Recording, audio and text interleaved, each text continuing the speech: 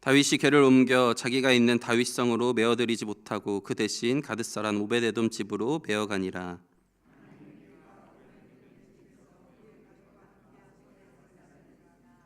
여호와께서 오베데돔의 집과 그의 모든 소유에 복을 내리셨더라. 아멘.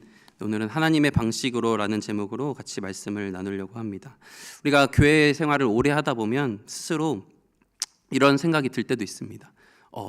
완전 교만한 건 아니고 그냥 그래도 나 이 정도면 잘하고 있다. 그래도 스스로 위로해주고 위안해주고 이렇게 할 때도 많이 있죠. 교회 일의 사역에 정말 여러 가지를 감당하면서 정말 자연스럽게 또 우리 다 열심히 하고 있어, 잘하고 있는 것 같아, 예전보다는 지금이 그래도 더 열심히 하고 있어 라는 생각을 할 때도 있습니다. 그런데 어느 순간 그렇게 잘 되고 있을 때 어느 순간 큰 일들이 일어나고 정말 예상치 못한 일들이, 나한테 나쁜 일들이 생기고 뭐 몸이 아프거나 경제적으로 어려워지거나 뭐 여러 가지 나쁜 일이 생기게 되면 나 하나님을 이렇게 위해서 열심히 하고 있었는데 왜 도대체 이런 일이 생기는 걸까?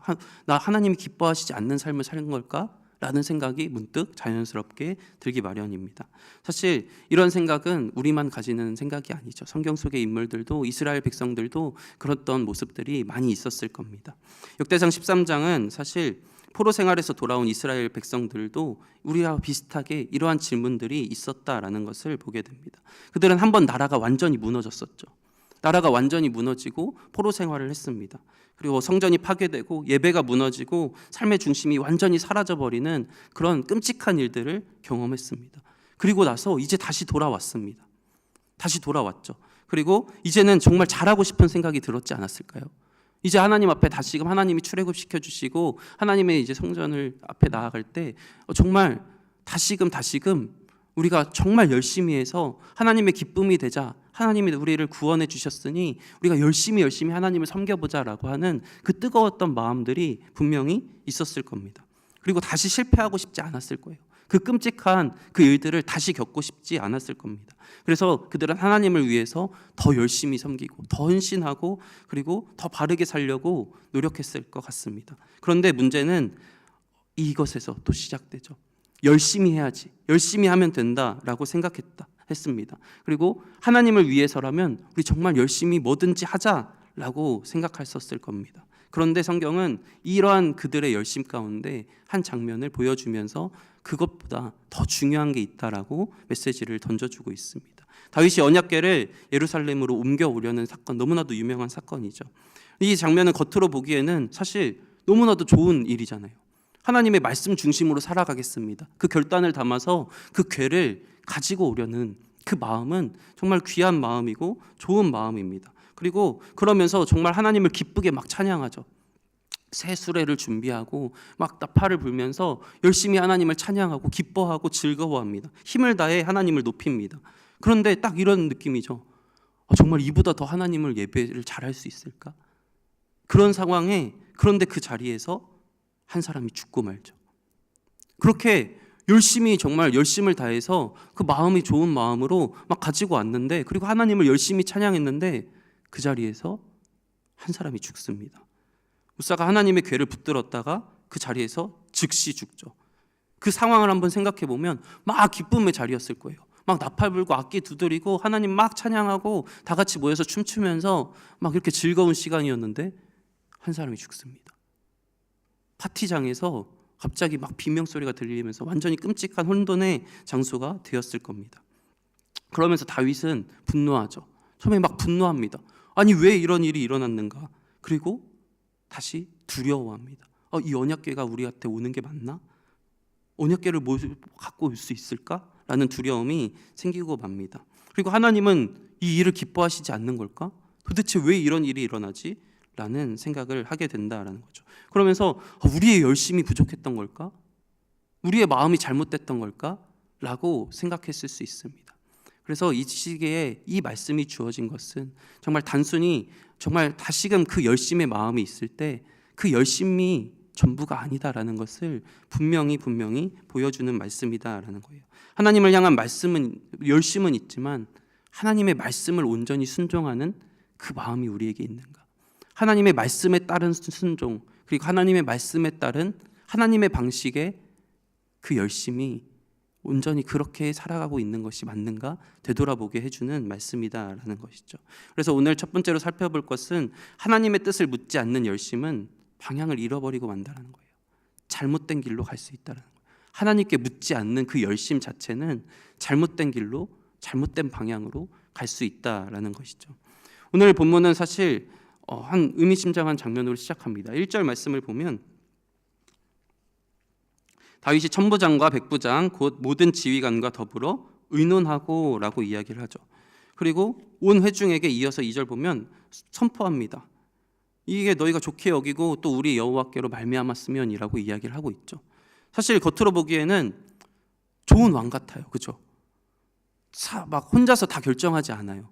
백부장과 천부장에게 다 모여서 서로 의논하고 더 좋은 이야기들이 있는지 잘 이야기하고 공동체적이고 또 하나님으로 말미암았으면이라고 하면서 백성들에게 알려주고 하는 좋은 모습인 것처럼 보입니다. 왕이 독단적으로 결정하지 않았어요. 다 회의를 통해서 지도자들과 상의해서 그 백성들에게 동의를 구하는 모습으로 나타나고 있죠. 그런데 이 장면 속에 매우 중요한 문제가 숨겨져 있다라는 거예요. 하나님께 묻는 그 물음이 먼저 있지 않았다는 거예요.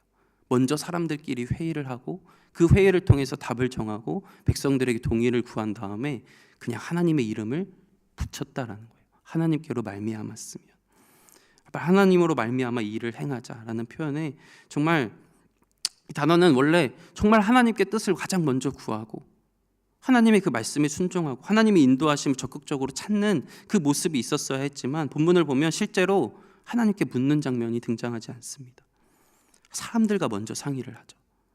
백부장, 천부장을 불러 모아놓고 사람들과 먼저 이야기를 합니다. 그리고 백성들의 동의를 얻은 후에야 그 다음에 하나님께로 말미암아라는 말을 덧붙이고 있는 것을 보게 됩니다.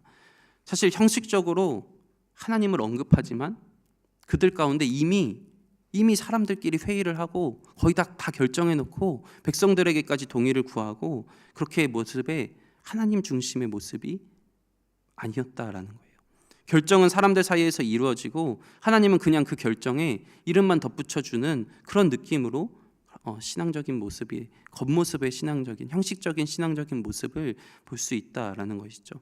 사실 이 모습은 당시에 그들의 백성들 그 사람들에게만 주어지는 메시지가 아니다라는 거죠. 지금 우리도 마찬가지지 않습니까? 우리도 사실 어떤 일이 막 터집니다. 어떤 일이 발생하고 어떤 중요한 문제를 해결해야 해요. 그러면 가장 먼저 하나님께 묻고 하나님께 뜻을 구하고 하나님의 말씀이 없으시면 기다릴 줄도 알고 기도함으로 정말 하나님 앞에 붙들어 매어 달려야 되는데 우리는 그 생각조차 못하고 급한 일이면 급한 일일수록 오히려 하나님께 물어봐야 되지만 급하면 급할수록 내가 먼저 계획하고 이건 이렇게 해야 돼. 혹시나 내가 혼자 안 될 것 같으면 사람들을 불러 모아다가 이렇게 하자 회의를 하고 그렇게 진행해 버립니다. 그리고 나서 하나님의 뜻이면 이걸 이루어주세요.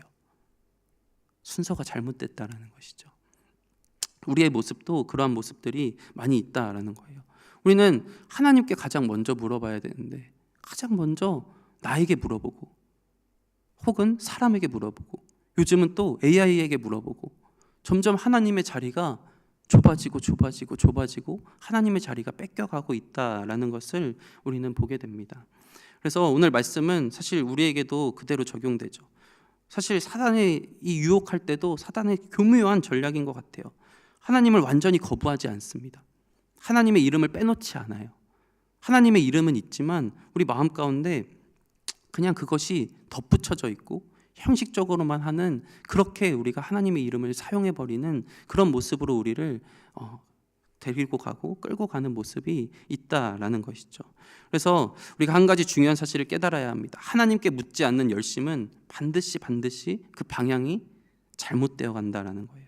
아무리 좋은 의도고 아무리 좋은 마음이고 결과는 누가 봐도 좋을 것 같아 보일지라도 그곳에 하나님의 뜻이 없으면 그것은 잘못됐다라는 거죠. 우리가 생각할 때는 누가 봐도 저게 맞아요. 누가 봐도 하나님이 이걸 더 기뻐하실 것 같아요. 누가 봐도 이 길이 옳은 것 같아요. 하지만 그 가운데 가장 먼저 하나님께 묻지 않았다면 그것은 잘못된 길로 갈 확률이 굉장히 높다라는 것이죠. 그래서 우리는 정말 그 시작이 하나님께 묻는 것으로부터 출발할 수 있도록 늘 하나님께 묻고 늘 하나님의 뜻을 구하는 그런 신앙을 가질 수 있는 우리가 되기를 간절히 소망합니다. 인간은 전적으로 타락한 존재이기 때문에 사실 하나님을 섬기려는 그 순간에도 자기 방식, 나만의 방식으로 그것을 만들어 가려고 하는 경향이 너무나도 많이 있습니다. 하나님을 섬기려 하지만 나의 생각으로, 하나님을 위한 열심이라고 하지만 나의 방향으로 그것을 만들어 간다라는 것이죠. 죄가 미묘하게 작용하죠. 완전히 하나님을 거부하진 않지만 정말 미묘하게 마음의 중심에 하나님이 없는 그런 상태로 우리가 나아갈 수 있다라는 거예요. 그래서 우리는 이것을 주의해야 하고 우리는 다시 우리를 돌아봐야 합니다. 나는 정말 하나님께 묻고 있는가? 가장 먼저 하나님께 맡기고 있는가? 아니면 혹 이미 내가 다 결정해놓고 하나님이 이것을 이루어주세요 라고 그 책임만 하나님 앞에 떠넘기고 있진 않은가? 우리의 모습을 되돌아보길 원합니다. 나는 하나님의 뜻을 기다리는 사람인가? 아니면 내 뜻을 정해놓고 하나님이 그 뜻 이루어주세요 라고 이렇게 말하는 사람은 아닌지, 하나님을 이용하고 있는 것은 아닌지 우리가 우리의 모습을 되돌아보길 원합니다. 신앙의 출발점은 언제나 동일합니다. 하나님께 가장 먼저 묻는 거예요. 주여 어떻게 하시기를 원하십니까? 어떤 것이 하나님이 기쁘시게 하는 것일까요? 그것으로 묻고 시작해야 하고 그것으로 그 방향으로 그대로 순종함으로 걸어 나아가야 한다라는 것이죠. 가장 먼저 우리가 이 질문을 하나님 앞에 드릴 수 있는 삶을 살아나가는 우리가 되기를 소망합니다. 두 번째로, 열심은 결코 순종을 대신할 수 없습니다. 아무리 열심을 있더라도 하나님 앞에 순종하지 않는다면 그것은 잘못된 것이다 라는 거죠. 한 걸음 더 나아가 단순히 하나님 앞에 묻지 않았다를 넘어서 내가 정말 열심히 있고 내가 좋은 방향으로 열심히 있더라도 순종이 없으면 하나님이 그것을 받지 않는다라는 거예요. 5절부터 8절까지의 말씀을 보면 이제 언약궤를 옮기는 장면이 나오죠. 언약궤를 옮깁니다. 이 장면은 사실 매우 감동적이죠. 온 백성이 모여서 하나님 앞에 정말 하나님을 향한 찬양이 가득합니다. 우리 8절 말씀을 보면 다윗과 이스라엘 온 무리는 하나님 앞에서 힘을 다하여 뛰놀며 노래하며 수금과 비파와 소고와 재금과 나팔로 연주하니라. 힘을 다하여 모든 악기를 동원해서 심지어 막 뛰놀며 하나님을 높였다라는 거예요. 힘을 다하였다는 건 진짜 온 힘과 열정을 다 쏟아 부었다라는 거거든요. 그렇게 뛰어논 거예요. 하나님 앞에 하나님의 언약궤를 가지고 오는 게 너무 기뻐서 그들의 마음이 거짓이었을까요? 아니요, 진짜였거든요. 그들의 마음은 진짜 하나님의 이 언약궤가 오는 게 너무 기뻤어요. 그래서 막 뛰놀며 힘을 다하여 하나님을 막 찬양합니다. 사실 이보다 더 아름다운 모습의 예배가 있을까 싶을 정도로 그들은 막 뛰놀면서 하나님을 높이고 찬양하고 악기를 동원해서 같이 하나님을 예배합니다. 그런데 감정적으로 완벽해 보이는 이 순간에 그런데 잘못된 것이 있다라는 거예요.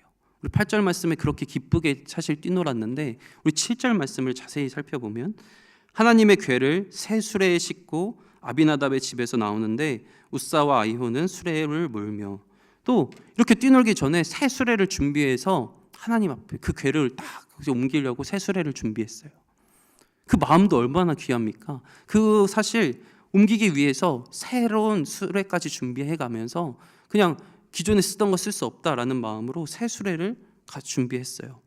낡은 것이 아니라 새 것이었고 하나님을 존중하는 마음도 담겨 있었습니다. 그러나 이것이 하나님의 방식이 아니었고 하나님이 원하시는 것이 아니었다라는 거죠. 하나님은 이미 율법을 통해서 분명히 말씀하셨어요. 언약궤는 레위 사람들이 어깨로 메어야 한다라고 분명히 말씀을 통해서 기록해 주셨어요. 레위 사람들이 어깨로 메어야 하는데 그들은 정말 좋은 마음으로 열심히 있는 마음으로 새 수레를 이쁘게 준비하고 그리고 하나님을 열심히 뛰놀며 힘을 다하여 찬양합니다. 그들에게 그 열심은 거짓이 아니었을 거예요. 하지만 그 방법이 나의 방법이었고 하나님의 방식이 아니었다라는 것이죠. 하나님의 그 말씀에 순종하는 그 순종이 빠져 있었다라는 거예요. 사실 오늘날 우리가 빠지기 쉬운 함정이기도 합니다. 열심히 우리도 예배하죠. 여기 계신 분들 얼마나 대단하십니까? 정말 새벽 예배 나오시는 분들, 수요 예배 나오고 금요 예배도 다 나오고 주일 예배 나오고, 직장인 다니면서 그렇게 하라 그러면 저도 사실 그렇게 다 할 수 있을까 싶을 정도로 대단하신 열정으로 이렇게 하고 있습니다. 그런데 우리는 사실 그렇게 생각하죠. 끊임없이 이렇게 생각합니다. 어떻게 하면 더 효율적으로 할 수 있을까? 어떻게 하면 조금 더 편하게 할 수 있을까? 그 마음이 사실 우리 마음 가운데 녹여져 있다라는 거예요. 그리고 우리 교회 행사나 사역들을 준비하면서도 우리가 아까 열심히 기도했지만 정말 하나님이 기뻐하시고 하나님의 방식인가? 그 전에 우리는 사실 가장 먼저 드는 게 이것을 어떻게 효율적으로, 어떻게 배치하고, 어떻게 하면 더 편하게 이것을 완성해 나갈 수 있을까? 저도 사실 그런 유혹들이 많고 그것에 자주 넘어지기도 합니다. 그런데 그러다 보면 그 하나님의 말씀은, 그 하나님의 뜻은 때로 뒤로 점점 밀려가고 멀어져 갈 때가 많이 있다라는 거죠. 하나님은 우리가 원하는 방식이 아니라 하나님이 정하신 방법으로 예배하기 원하신다라는 거예요. 그리고 우리가 만족하는 예배가 아니라, 우리가 신나서 기뻐 뛰돌며 그런 예배가 아니라 하나님이 기뻐하시는 예배를 받으시기 원하신다라는 것입니다. 예배의 규정 원리라고 하죠. 하나님은 이 정도면 괜찮다라고 하는 그 인간의 기준을 받지 않아요. 하나님은 하나님이 말씀하신 대로 하라라는 그 기준을 요구하십니다. 그리고 하나님의 뜻대로, 하나님의 방식대로, 하나님이 기뻐하시는 그 뜻대로 하나님은 예배하기 원하시고 우리가 그렇게 살아가길 원하신다라는 거예요. 근데 우리는 이렇게 생각하죠. 그래도 마음이 중요한 거 아니에요? 라고 질문할 수 있습니다. 하나님은 중심을 보시잖아요. 방법은 좀 달라도 괜찮지 않나요? 그런데 오늘 본문은 그러한 생각이 얼마나 위험한지를 분명히 잘 보여주죠. 그들의 마음이 없었습니까? 아니요, 마음은 그 누구보다 대단했었습니다. 열정이 있었어요. 하나님을 향한 기쁨도 있었어요. 그런데도 하나님은 그 열심을 받지 않으셨다라는 거예요. 하나님은 때로는 그 열심보다 정말 하나님의 그 거룩, 하나님이 정하신 그 방법, 그것이 더 중요하다라는 것이죠.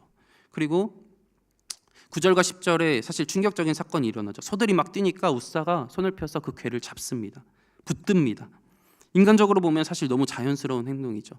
이 붙들다라는 것은 사실 단순히 만지는 게 아니라 내가 통제하다라는 그 뜻이거든요. 그러니까 내가 그것을 넘어지지 않게 내가 통제하려고 그것을 딱 잡은 겁니다. 사실 자연스러운 반응처럼 보이지만 하나님은 이것은 단순한 실수가 아니라 하나님을 인간의 손으로 다룰 수 없는 대상이다라는 것으로 하나님은 우리에게 메시지를 주신다라는 거예요. 하나님은 그 하나님의 거룩함을 침해하는 행위를 결코 가볍게 여기시지 않는다라는 거예요. 우리는 그렇게 그 정도면 넘어가실 수 있는 거 아니야? 왜 이렇게까지 예민하셔? 라고 할 수 있지만 하나님은 그 거룩함에는 결코 타협이 없다라는 거예요. 우리의 마음에 그 거룩하신 하나님에 대한 그 마음이 때로는 빠져 있을 때가 너무나도 많아요. 사랑의 하나님, 은혜의 하나님 다 맞습니다. 그런데 결코 용납할 수 없는, 결코 1.1의 죄도 용납할 수 없는 그 하나님의 거룩성을 우리는 때로 너무 가벼이 여기고 무시할 때도 많이 있다라는 거예요. 하지만 하나님은 분명히 그 거룩함에서는 결코 타협하지 않으시는 분입니다. 그리고 우리도 그렇게 거룩하게 살아가도록 요청하고 계시고요. 우리는 이 장면을 통해서 분명히 보길 원합니다. 열심은 순종을 대신할 수 없다고요. 그래서 아무리 좋은 의도라도, 아무리 뜨거운 열정이라도 정말 하나님의 뜻에, 하나님의 그 거룩함에 과연 맞는가가 더 우선이 되어야 한다라는 것입니다. 그래서 그들 당시에 이때 원청중들에게 이게 얼마나 강력한 메시지였을까요? 포로에서 돌아온 그들은 사실 다시 열심히 하면 된다라는 그 마음은, 뜨거운 마음은 있었어요. 그런데 문제는 그 열심만이 중요한 게 아니라 하나님의 말씀대로 순종하는 게 중요한 거야라는 이 분명한 메시지가 필요했다라는 거예요. 우리도 마찬가지입니다. 하나님 앞에 나 이 정도로 열심히 하고 있어요. 그런데 그 열심이 과연 정말 하나님이 기뻐하시는 것인지, 하나님의 뜻인지, 하나님의 말씀에 맞는 것인지 점검해야 할 필요가 있다라는 것입니다. 하나님은 우리의 순종을 기뻐 받아주시는 분이시다라는 것을 늘 기억하길 소망합니다. 그리고 마지막으로 하나님의 임재는 두려움과 순종으로 다뤄질 때 우리에게 복으로 돌아온다라는 사실을 기억하길 원합니다. 이 본문 말씀의 11절 말씀을 보면 우사의 죽음 이후에 다윗의 반응이 기록되어 있습니다. 11절 말씀에 여호와께서 우사의 몸을 찢으셨으므로 다윗이 노하여 그것을 베레스 우사라 부르니 그 이름이 오늘까지 이르니라. 다윗이 분하여, 이것은 정말 격렬한 분노를 뜻하는 단어거든요. 다윗은 당황했습니다. 이해할 수 없었습니다. 왜 이런 일이 나는 거야? 아니 하나님의 그 언약궤를 가지고 오려고 했는데 왜 이런 일이 도대체 일어나는 거야? 그 마음속에 그 격렬한 분노가 일어난 거예요. 하나님의 향한 열심으로 시작한 일인데 그 결과가 이렇게 되면 사실 백성들 앞에서 나의 모습은 또 어떠한데요? 왕의 모습은 어떠한데요? 이게 전체가 다 잘못된 걸까? 라는 생각이 들 수도 있고 정말 이 분노가 치밀어 오릅니다. 그런데 그 감정은 거기서 끝나는 것이 아니라 곧 두려움으로 바뀌죠. 12절 말씀을 보면 그날에 다윗이 하나님을 두려워하여 이르되 내가 어떻게 하나님의 궤를 내 곳으로 오게 하리요 하고, 즉 하나님의 그 분노 앞에서 다시 그것을 하나님을 대한 두려운 마음, 경외하는 마음으로 하나님의 거룩 앞에서 느끼는 그 경외, 그 두려운 마음으로 바뀌었습니다.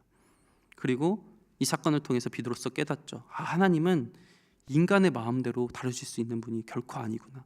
하나님은 단순히 기쁨의 대상이 아니라 하나님은 거룩하신 하나님이시구나 라는 것을 깨닫고 그 거룩함에 대하여 두려운 마음, 경외하는 마음이 같이 생기게 됩니다.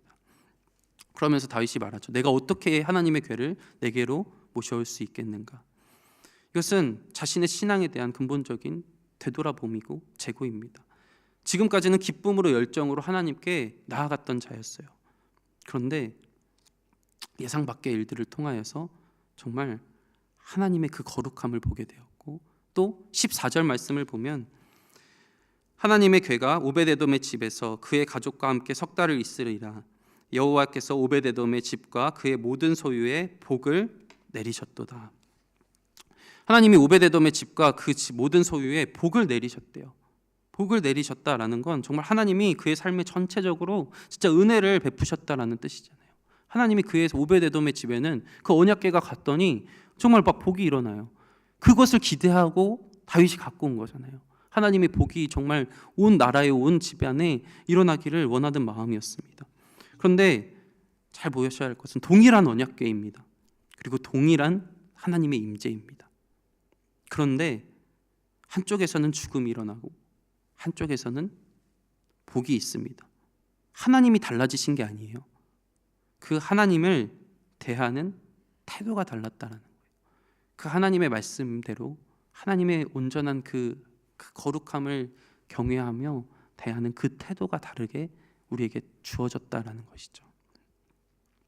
하나님의 임재는 언제나 동일합니다. 하나님은 언제나 거룩하십니다. 하나님은 그것은 결코 바꿔지지 않고 변하지 않으세요.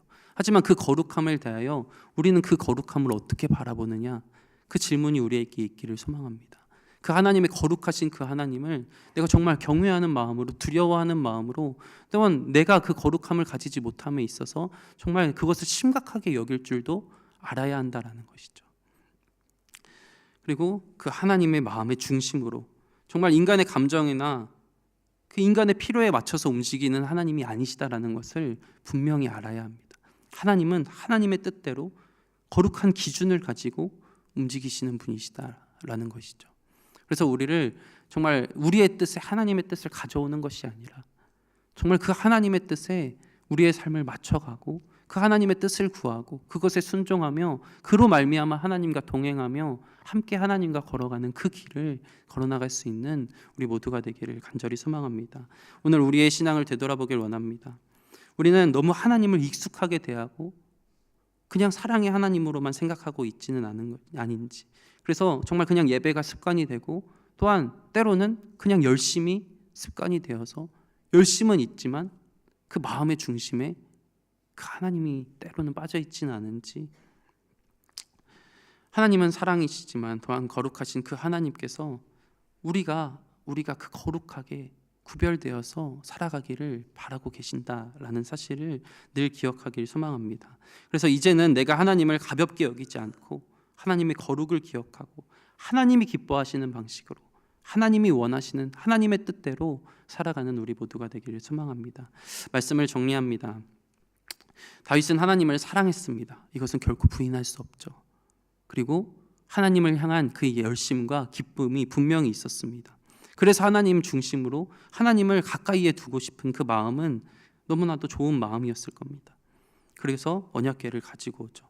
하지만 온 백성도 기뻐하고 하나님을 찬양했지만, 열정이 있었지만, 헌신도 있었지만 그 방식이 하나님의 방식이 아니었다라는 거예요. 그럴 때 하나님은 그것이 잘못됐다라고 분명한 사인을 주셨습니다. 우리의 삶을 되돌아보면서 정말 내가 하나님의 방식으로, 하나님의 뜻대로, 하나님의 말씀대로 살아가고 있는지, 혹은 정말 내 방식대로, 내 뜻대로, 이들도 아까 맨 처음에 1절처럼 그냥 사람들끼리 다 정해놓고 내 뜻 다 정해놓고 이게 하나님의 뜻이면 이뤄주세요, 이렇게 그냥 하나님의 이름만 갖다 붙이고 껴놓고 있는 것은 아닌지, 우리의 마음을 심각하게 정말 정밀하게 되돌아보고 정말 우리 마음 가운데 하나님이 우선이 되는 삶을 살아나가는 우리가 되기를 소망합니다. 내 생각에서 출발하는 신앙이 아니라 하나님께 묻는 신앙, 편하고 효율적인 방법을 찾는 것이 아니라 하나님이 기뻐하시는 일을 선택하는 그 신앙, 그리고 익숙함 속에서 속아서 하나님을 가볍게 대하는 신앙이 아니라 하나님을 경외하고 하나님을 온전히 높이는 그 신앙을 가지는 우리가 되기를 소망합니다. 우리 말씀을 기억하면서 잠시 기도하기를 원합니다. 기도할 때 하나님, 정말 하나님의 뜻을 묻지 않는 그 열심과 하나님의 뜻을 묻지 않고 내가 스스로 나의 뜻대로 나의 모든 결정을 행했던